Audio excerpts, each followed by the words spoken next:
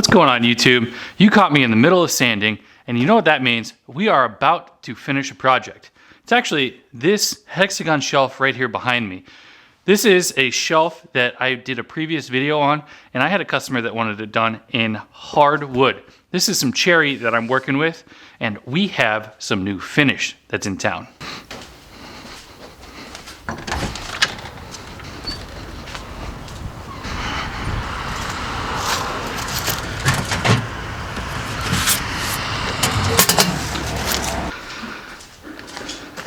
So here's our new package. I suppose I should probably do that intro.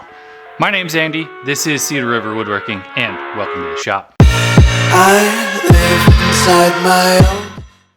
So here we are with our newest finish. I've got some blue tape on here just to cover up all of the shipping information, but we just got this in. You can see I've got a little bit of box damage here, but nothing too crazy that has happened from shipping. So let's go ahead and get this thing opened. So this is sample 73 from Chris over at Four Eyes Furniture. He does have a different name for the tool company here, and it is called Quirk. And we have a couple bottles in here, very simply packaged, 2 bottles, some instructions, things like that. There's not a whole lot going on inside of this packaging, which this product is meant to be very, very simple. So the simplicity of this packaging is fantastic. So this is the newest hard wax finish that is on the market. So Chris did some research on one of the biggest problems with some of the other competitors like Rubio Monocoat. They come in a metal container like this one. There's a lip around the outside, and it's very, very hard to get 100% of everything out of here. Now, they have samples of this stuff that are 100 milliliters and cost $10, $15, even $25 for some of that stuff. And the amount that you leave in here is about the same as that. So you are leaving a lot on the table when you can't get everything out of here. So Chris came up with the idea of putting them in these little squeeze bottles to be able to get everything out of here. This is a 2-part process. So you're going to have a 3-to-1 ratio on this. So your accelerator is going to be your 1 part, and then the finish is going to be the 3 part. Now we're going to go ahead and get this Rubio Monocoat out of here because we don't need to talk about that today because we have our competitor.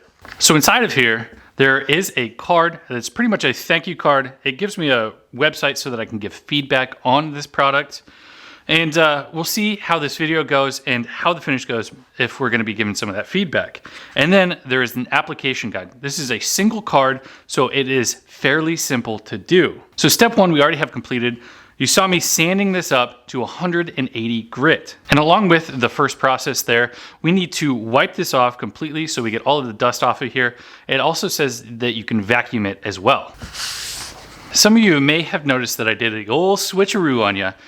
So that was actually one of the shelves that is going to be on the finished product. So I wanted to make sure that I test on a piece of wood that is exactly the same as that, but not that shelf, just in case it doesn't turn out how I want it to.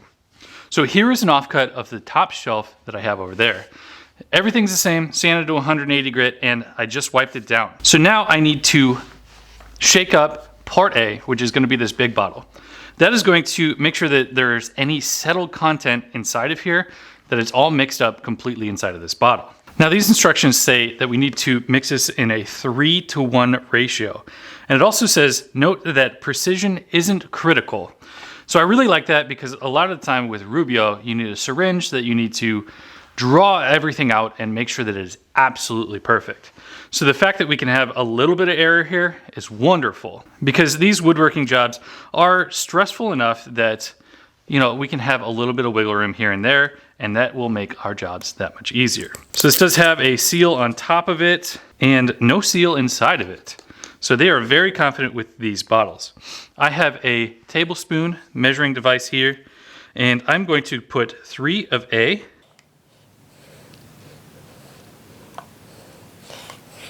This is actually going to be a lot. And now I need 1 part of B. B is a lot thicker than A is, so I know that we're going to have to really make sure that we mix this. So one of the things that I really like about YouTubers is once they've grown big enough, they have a tendency to make a product that is directed towards their crowd. So they're part of our community, so they know what we're looking for and what we need. So just like Chris did here, he made a hard wax finish that kind of fills a gap of what we've been looking for, and it minimizes the waste. So if you are liking the reviews of these YouTube creators' products, let me know down in the comment section below what I should test next. So now that we have this all mixed up, it says to mix for about 30 seconds. We're going to apply using a lint-free cloth or a pad by hand or with a buffer. So these shop towels are going to be lint-free, and I also have a wool woven pad here that has some hook and loop on the back of it so that we can go ahead and apply this finish. I'm going to apply this rather sparingly. It doesn't necessarily say on here how much coverage this has. It might actually say it on the bottle. For the most part, with Rubio monocoat or anything like that, we are just going to lightly put it on there and then spread it around. This is some cherry wood that I'm making this out of. So I will be applying this to some walnut, which that seems to be the one that everybody likes to see it on. But this is going to make everything pop here. So I've got a little bit on here. Let me go ahead and try and use this pad. I did not quite get enough on here, so I'm going to go ahead and apply a little bit more.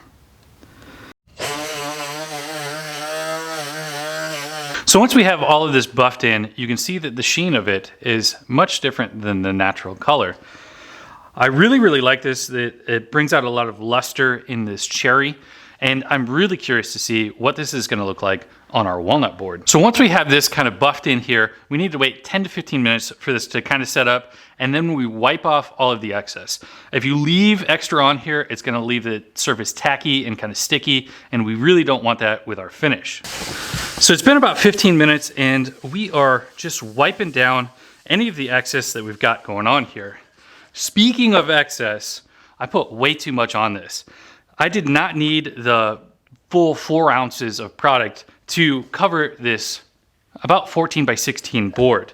There was a lot left over, and I have a lot that I'm probably wasting on this. So on this big project here behind me, I'll probably only need about that much to do the entire project. One of those things that I did not mention is I did put on some gloves. I will have everything that I use linked down in the video description if you're looking to pick up one of these wool pads, these shop towels, gloves, anything like that. And most importantly, if you want to pick up any of this sample 73, I will also have it linked below. So now that we have that kind of wiped off here, you can see exactly what this luster looks like. And you can see just how uniform this is. That's one of the things that I struggle most with, is applying finish and having it be uniform across here. If I put any type of roll on or wipe on polyurethane, it always comes out blotchy for me. So if you have any recommendations for that, let me know down in the comment section below. But for all of my hardwood projects, I will probably be using some type of hardwood finish like this. So now that we have all of this wiped off, after about the 15 minutes, the next critical time is 24 hours. So this says that it will be available for light use after 24 hours, 90% cured after 48 hours, and fully cured after 1 week. Now, that might sound like a long time, but things like lacquers and polyurethanes off-gas for a very long time and can be almost a month before they're completely cured. So for any type of finish, you need to make sure that you are putting that into your timeline for delivery on your projects. Now, I know that this is the one that you guys are looking for. This is walnut. You can see how beautiful that looks. If you get any type of knots or voids or anything like that, that is when the real beauty of this wood comes out. And this stuff really helps it kind of pop. So we were talking about time. So if you want to have a little bit more sheen or some depth to your finish, it does say that you can apply multiple coats on here. You just need to wait 24 hours between coats. So let's wait. I'm going to go ahead and let this sit in our shop for about 24 hours, and then we can come back and we can test exactly how durable this finish is. Here we are on the next day. I have let this finish sit for about 36 hours now. I thought to myself that 24 hours might be just a little bit too short. So what we are going to do for this torture test is I have a glass of water here full of ice and water. And because I don't have quite the right conditions to make this glass sweat like it normally would inside of a hot environment, I'm going to use a spray bottle and spray underneath it here a little bit to simulate a little bit of extra water. Now I'm going to let this sit for about 15 minutes and then we're going to come back and see how easily this wipes off. I do want to say that the finish muted out quite a bit over the time period that we just let it sit here. So I would say that this is more of a matte finish, and you can see that I have some of this dust on here and it just wipes right off. So I do like that. It does seem like it has penetrated inside of this wood very, very nicely. I'll see you guys in about 5 seconds. For me, it's going to be about 15 to 20 minutes. So here we are about 15 minutes into our test. I did get some sweat to come off of this ice water here. Now, let's see if there's any rings or anything like that going on in here. So now that we had that glass of ice water taken off there, we're just gonna go ahead and wipe off any of this water. I don't see any type of rings or anything like that. We only did about 15 minutes of water sitting on the surface here. It did really well. You know, if this was raw wood, you would see some rings and things like that.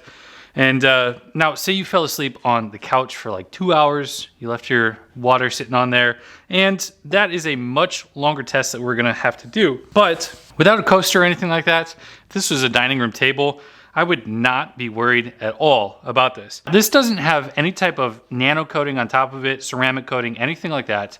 Now, if there is one that you would like me to test, let me know down in the comment section below. Here is that piece of wood. You can see the sheen has kind of muted out a little bit, but it's one of those type of sheens that I really like. I don't like anything that's really, really glossy. It just feels plasticky to me. So for the testing, I would say that we did a very successful job with this product. So now that we have that testing done on this product, we know that it will keep water away from it. Let me talk to you about the pros and the cons of Sample 73. And by the way, here is that piece of walnut that we did, and it is absolutely gorgeous. I would highly recommend using this product on walnut. So let's start off with some of the pros. This is a very simple process and a very simple product that you can use. And I have a fairly dusty shop at the moment. I really need to clean this place up, but it held up perfectly through it. That's one of the reasons why I kind of wanted to use it in the environment that I have now, because Rubio Monocoat is one of those that a lot of people say that you can apply in a dusty shop. So I wanted to compare this directly to that. On top of being a very simple product to use, I want to say that I enjoy the smell of this, or I would say lack of smell. A lot of people like Rubio Monocoat. They say that it's this wonderful smell. It just doesn't quite hit my nose correctly. There is virtually zero smell on this Sample 73. So if you are one of those people where smells of products really get to you, this is something I would also check out. Now, the next pro that I would say is you are supporting a small business. So Chris over at 4 Eyes Furniture or Quirk Tools is, yes, a large YouTuber. He is still tiny compared to Rubio Monocoat or any of the large finishing manufacturers. Now let me tell you about some of the things that I find as a con for this particular product. One of the cons for this product is you do have to mix a two-part together.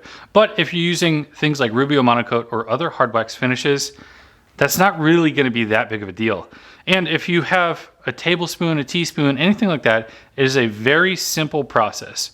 You use 3 parts of the large bottle to 1 part of the small bottle. My second con is going to be the price of this. So I know that this is a new product and they need to kind of get through the R&D phase, and I imagine over the future the prices will drop on this, but the price for the intro did seem a little bit high to me. And finally, one of the things that could be the Achilles heel to this product is that this is not colored. There's no tint to these.